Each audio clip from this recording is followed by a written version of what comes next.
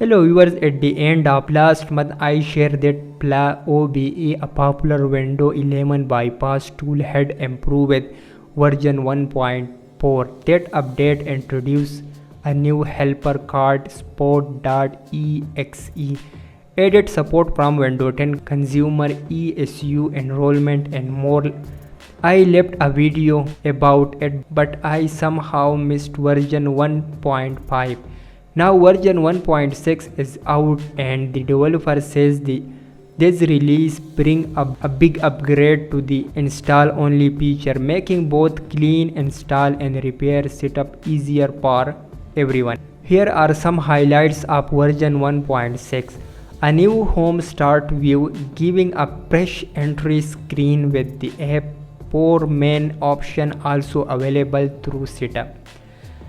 The install-only OBE view introduced version 1.5 is now expanded with beige, full text search, one-click action and many small improvements for clean install and repairs.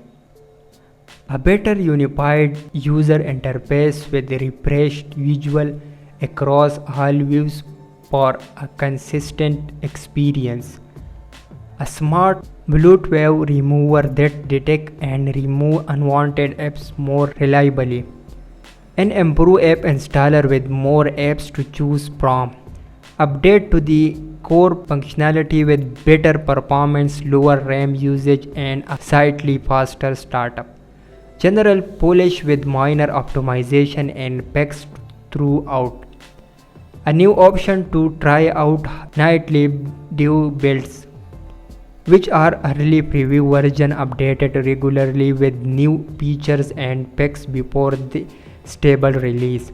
The developer also mentioned that the repository will soon be renamed from Flyoobe 11 to Flyoobe, combining both projects into one code base. So that's the latest on Flyoobe 1.6, the popular tool for bypassing Windows 11 system requirement.